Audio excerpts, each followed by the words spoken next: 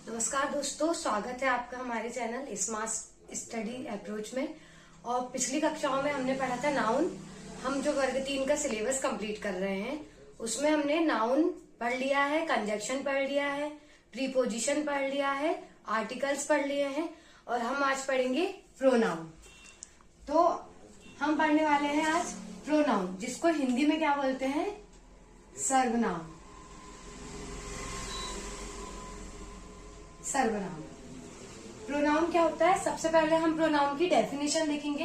A pronoun is a word which is used in place of noun. मतलब कि जो pronoun है वो ऐसे वर्ड है, देखो नाम से ही स्पष्ट है, प्रोनाउन। नाउन के पहले नहीं बोलेंगे इसको। प्रोनाउन मतलब नाउन के स्थान पे, नाउन के प्लेस पे जो वर्ड यूज होते हैं वो वर्ड कहलाते हैं प्रोनाउन।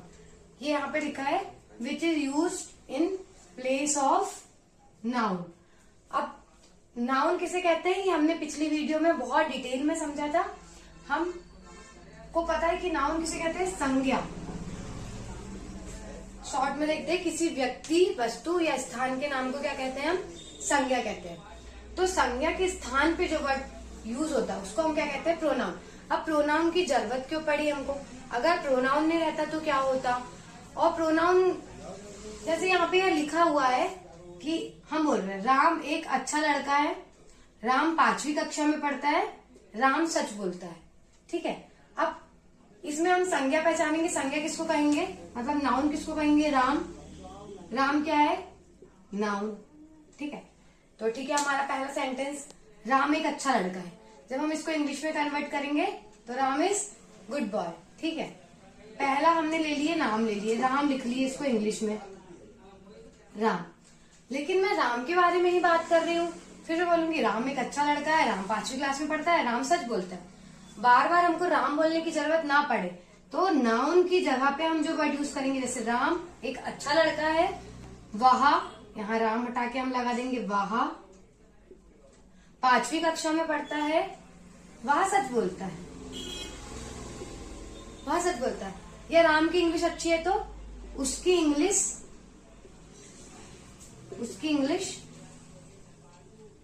अच्छी है, उसकी इंग्लिश अच्छी है।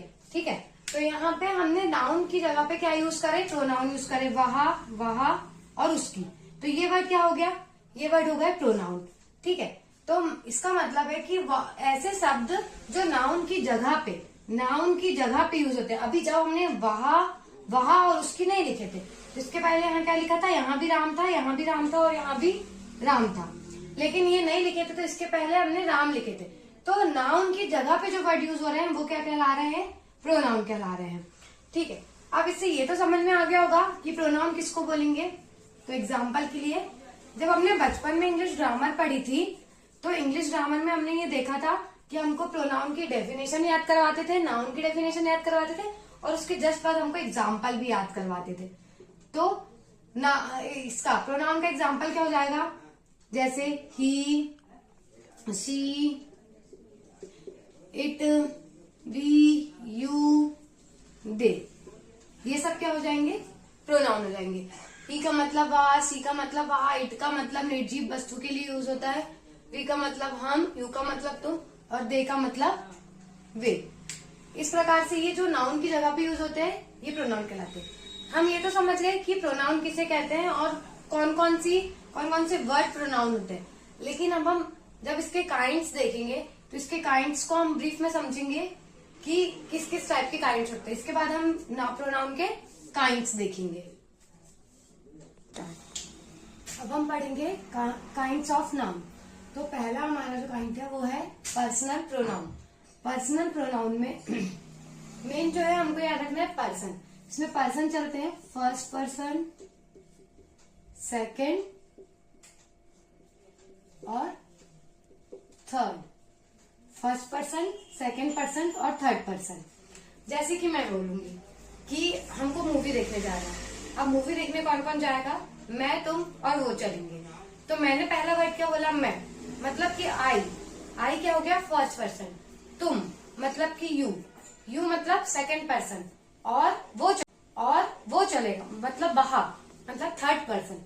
ऐसे हम इसमें देखेंगे कि जब भी हिंदी सेंटेंस में मैं, मुझे या मेरा वर्ड यूज होता है तो उसमें उसके लिए हम क्या यूज करेंगे, आई। हम, हमें या हमारा वर्ड यूज होता है तो इसके लिए हम क्या यूज करेंगे, वी। तुम, तुम्हें या तुम्हारा वर्ड यूज होता है तो इसके लिए हम क्या यूज करेंगे, यू। वे, उन्हें या उनका यूज होता है तो उसके लिए हम क्या वर्ड यूज करेंगे, दे। वह, उसे, उसने, उसका, ये वर्ड यूज होता है तो इसके लिए हम ही और सी। ही का यूज लड़के के लिए और ही, सी का यूज लड़की के लिए। यहाँ इसे, इसे, इसे इसका, यहाँ इट के लिए।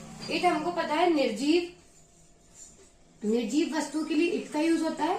और ऐसी जिसका हमें जेंडर नहीं पता है कि वो मेल है या फीमेल है, उसके लिए भी क्या यूज होता है, इट यूज होता है। अब हमको यहाँ पे ये जानना जरूरी है कि फर्स्ट पर्सन कौन सा है, सेकंड पर्सन कौन सा है, थर्ड पर्सन कौन सा है। एक एग्जाम्पल है कि हमें कहीं पिकनिक मनाने जाना है तो मैंने बोले कि मैं चलूंगी, ये मैं हूं, तुम चलोगे और राधा चलेगी। राधा भी हमारे साथ थी नहीं, वो कहीं और है। या फिर मैंने राधा की जगह बोल दी कि वो चलेगी, ठीक है। तो मैं, ये मैं और ये तुम, ठीक है, और ये राधा। तो मैं मतलब फर्स्ट पर्सन, तुम मतलब सेकंड पर्सन, और थर्ड क्या हो गया, राधा, ठीक है। अब मुझे बोलना है कि मूवी देखने हम चलेंगे। मैंने हम का यूज की, मतलब मैं और तुम दोनों को मिला के हम का यूज की, तो हम भी क्या होगा, फर्स्ट पर्सन होगा। मैं और हम क्या होगा, first person you, second person क्योंकि तुम। अब दे, ही, सी, इट, ये सब काय में जाएंगे, थर्ड पर्सन में। फर्स्ट पर्सन में मैं और हम, सेकंड में यू, और थर्ड में दे, ही, सी, इट, या फिर वह, उसे, उसका, उन्हें, ऐसे सारे वर्ड काय में जाएंगे, थर्ड पर्सन में। हमारा है नेक्स्ट डेमोन्स्ट्रेटिव प्रोनाउन, मतलब कि संकेतवाचक सर्वनाम। संकेतवाचक सर्वनाम जो होते हैं वो हमें संकेत देती है, इशारा करते हैं। इसके कुछ एग्जाम्पल है, कुछ words, that, this, these, those, ये कैसे हैं, डेमोन्स्ट्रेटिव प्रोनाउंस है, ठीक है। जैसे दैट, दैट किस ओर इशारा करता है, जैसे मैं बोल रही कि दैट इज माई बुक, मेरी बुक उधर दूर रखी हुई है और मैं बोल रही हूँ दैट इज माई बुक, मतलब दूर। दूर के लिए क्या संकेत दे रहा है ये दैट, दूर के लिए, दूर के लिए। इसको हम ऐसे समझ सकते हैं, दैट, दिस, दीज और दोज। जो दीज है, दोज है, वो भी दूर के लिए होगा। दिस जो है वो निकट के लिए या पास के लिए, निकट या पास के लिए। और जो दीज है वो निकट या पास के लिए। अब देखते हैं, जैसे यहाँ पे एक पेंसिल रखी हुई है या पेन रखा हुआ है, ये हमसे अगर पास है तो हम दिस इज अ पेंसिल बोलेंगे, अगर ये हमारे पास है तो। और अगर दूर है तो that is pencil, that is a pencil. यहाँ पे दिस पास के लिए, दैट दूर के लिए। सेम प्रोसेस दीज और दोस्त के लिए, दीज पास के लिए, दोस्त दूर के लिए।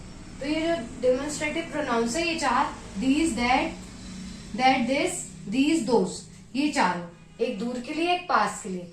और ये हमें क्या देते हैं, संकेत देते हैं, इशारा करते हैं। फिर हम नेक्स्ट पढ़ेंगे इनडेफिनाइट प्रोनाउंस, इसको अनिश्चयवाचक सर्वनाम बोलते हैं।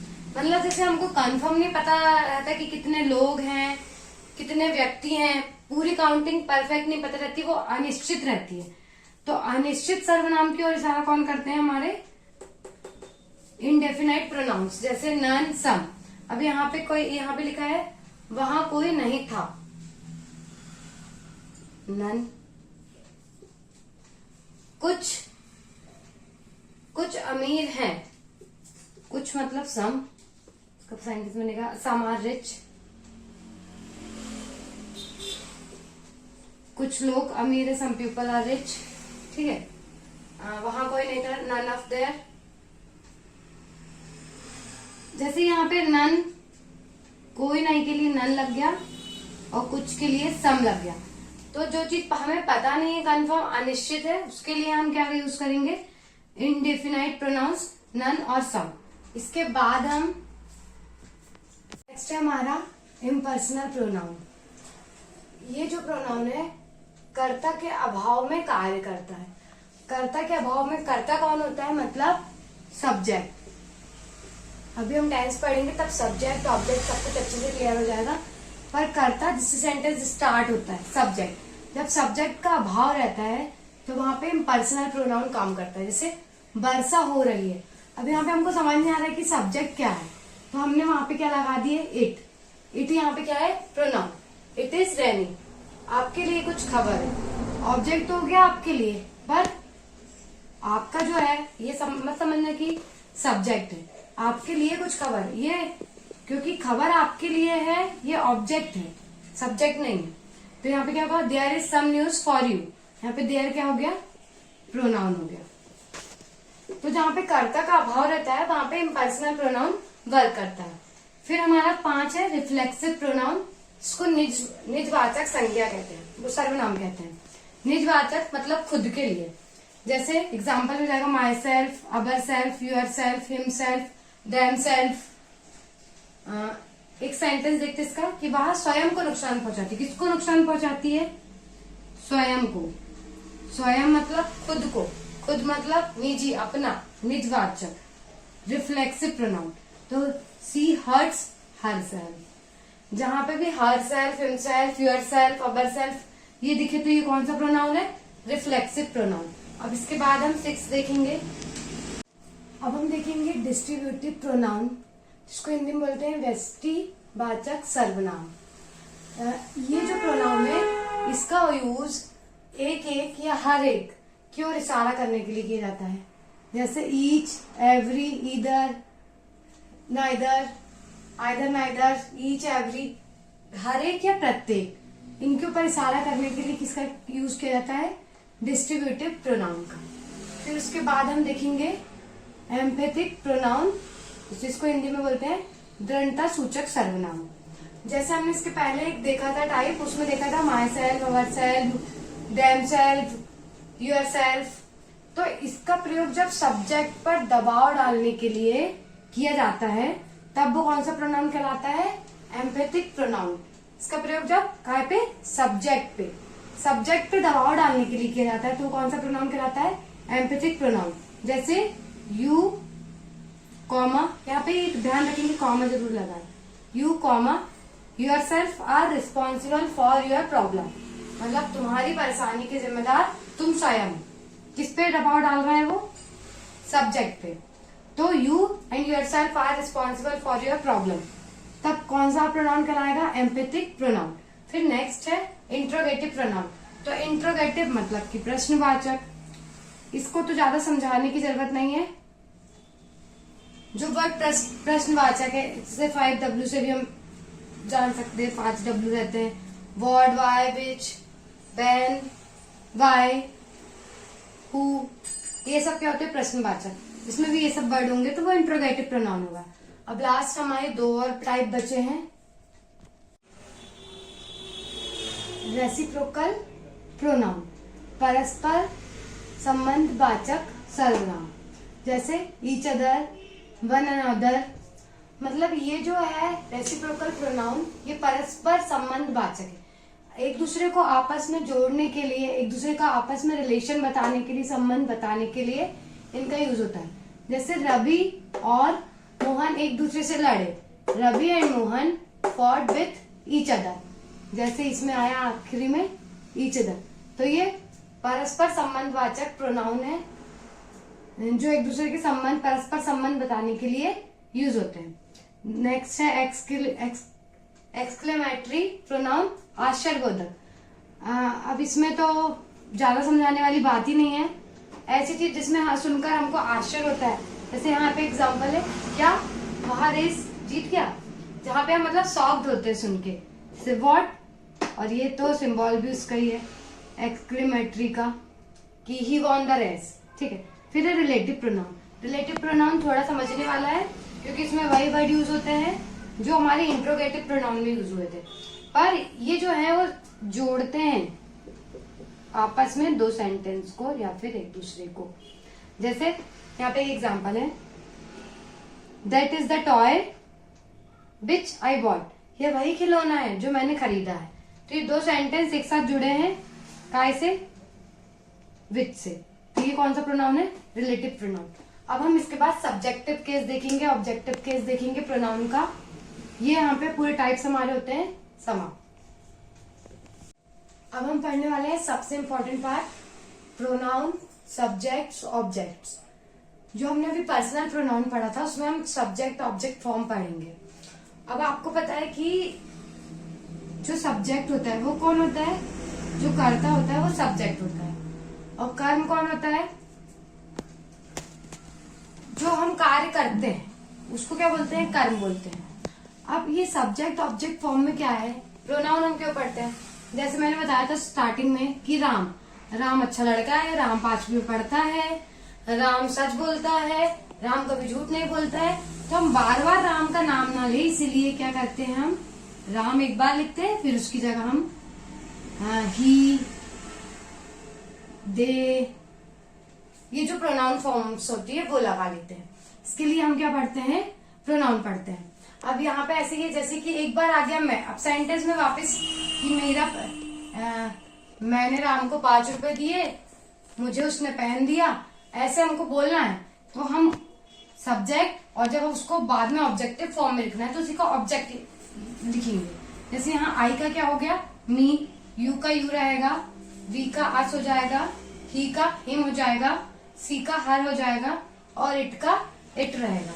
अब यहाँ पे ऐसा है कि आई का यूज मैंने के लिए, और मी का यूज मुझे और मुझको के लिए, यू का यूज तुम और तुमने के लिए, तुम और तुमको के लिए, हम और हमने, हमारा और हमको, वहा और उसने, उसे और उसका, सेम है वहा और उसने और उसे और उसको। तो ये जो रहेगा ये इसका ऑब्जेक्टिव फॉर्म रहेगा। अभी आपको ये समझ में नहीं आएगा, आप इसका स्क्रीनशॉट ले लीजिए। अब इसके बाद हम लोग क्या करेंगे, इसके एग्जांपल्स को समझेंगे। इसका स्क्रीनशॉट ले लीजिए एक बार, क्योंकि ये इंपॉर्टेंट है, यही प्रोनाउन में सबसे ज्यादा इंपॉर्टेंट है। अब हम इसकी प्रैक्टिस करेंगे कैसे सब्जेक्ट को कैसे संज्ञा को सर्वनाम में चेंज करते हैं, वो अभी यहाँ पे देखेंगे। चलिए अब इसके बाद अब हम देखेंगे एग्जाम्पल्स। पहला है, वे हमें प्यार करते हैं, दे लव्ड अस। अब जो हमें है वो कहाँ चला गया, ऑब्जेक्टिव फॉर्म में। हमने क्या देखे थे कि वी का क्या हो जाएगा, अस, तो सब्जेक्ट दे का दे तो वही रहा, हमें की जगह प्यार में लव्ड अस, अस आ गया, वी का क्या हो गया, अस। मैं तुम्हें पढ़ाता हूँ, आई टीच यू, यू का क्या देखे थे हमने, यू। तुम मुझको चिढ़ाते हो, तुम का क्या देखे थे हमने, यू। मुझको चिढ़ाते हो, चिढ़ाने को क्या बोलते हैं, टीस, और मुझको क्या बोलते हैं, मी। तो यू टीच मी, तो यू का क्या यहाँ पे क्या हो जाएगा, मुझको का क्या हो जाएगा, आई का मी। बस आज के लिए इतने एग्जाम्पल। अब हम ऑब्जेक्टिव फॉर्म में जो सॉल्व करेंगे उसमें देखेंगे। ठीक है, थैंक यू।